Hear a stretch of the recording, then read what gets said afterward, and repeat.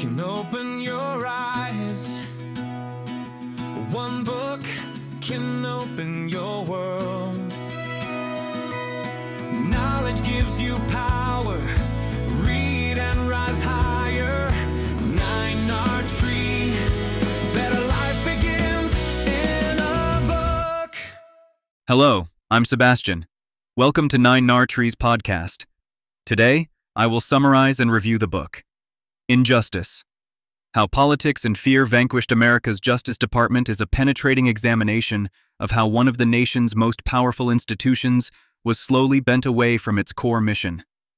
Narrated by January LaVoy.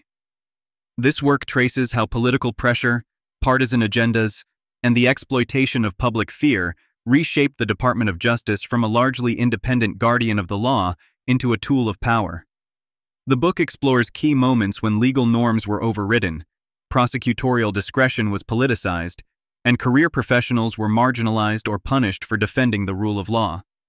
Through detailed reporting, insider accounts, and a clear narrative structure, the author shows how fragile institutional independence can be when fear and ambition collide.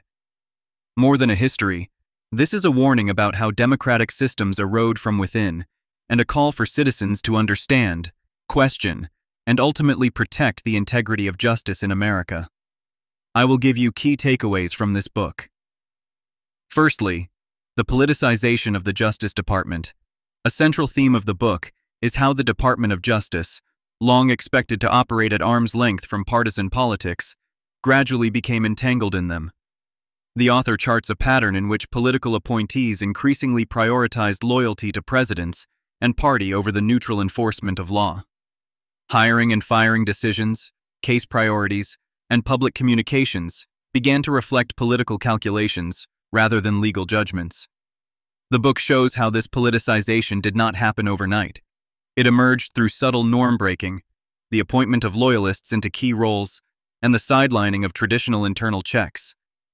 Readers see how even small deviations from independence set precedents for more extreme interference.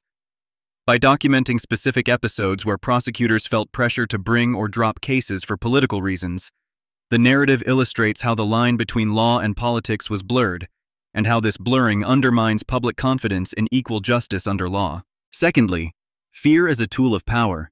Another major topic is the use of fear to justify expansions of executive and prosecutorial authority. The book examines how moments of national anxiety, especially around terrorism, immigration, and crime, were used to push policies that weakened civil liberties and concentrated power in the hands of a few officials. By framing debates as existential threats, where caution or dissent could be painted as weakness or disloyalty, political leaders found it easier to override internal resistance within the Justice Department. The author details how fear-driven rhetoric shaped public opinion, providing cover for practices that once would have been considered unacceptable. Surveillance programs, harsh charging strategies, and aggressive national security policies are presented as consequences of a climate in which fear eclipsed sober legal analysis. The narrative invites readers to consider how democracies can be manipulated when fear becomes a permanent feature of political life, rather than a temporary response to genuine emergencies. Thirdly, erosion of norms and institutional safeguards. The book devotes significant attention to how informal norms and guardrails within the Justice Department eroded over time. While laws define the department's authority, it is often unwritten traditions that ensure its independence. These include respecting prosecutorial discretion, avoiding public comment on ongoing investigations, and shielding line attorneys from political meddling. The author shows how repeated violations of these norms, even when technically legal, subtly shift what becomes acceptable behavior. Internal watchdogs can be weakened, ethics rules can be interpreted narrowly, and performance metrics can be reoriented toward outcomes that please political superiors. The narrative gives concrete examples of once unthinkable acts becoming normalized through repetition and lack of consequences. By illustrating how internal culture changed, from valuing impartiality to rewarding loyalty, the book explains why reversing institutional damage is so difficult. Norms, once broken, are hard to rebuild, and the Justice Department is no exception to this rule. Fourthly, resistance from career professionals. Amid the troubling trends, The book also highlights the courage and dilemmas of career professionals inside the Justice Department. Many prosecutors, investigators, and staff entered public service with a deep commitment to the rule of law and political neutrality. The author chronicles instances where these professionals pushed back against unlawful directives, resisted politicized decisions, or documented concerns through internal channels. Some chose to resign, others became whistleblowers, and many tried to contain the damage from within. Their stories reveal the personal costs of defending institutional integrity in a hostile environment: stalled careers, public attacks, and legal risks. At the same time, the book does not romanticize resistance.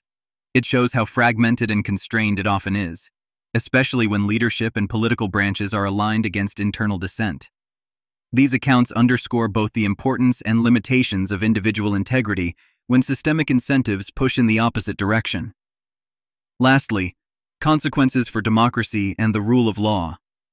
The final major theme is the broader impact of a compromised Justice Department on American democracy.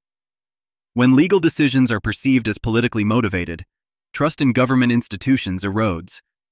The book explains how citizens begin to doubt that laws are applied fairly, minorities and political opponents may fear selective prosecution, and the idea of neutral justice becomes suspect.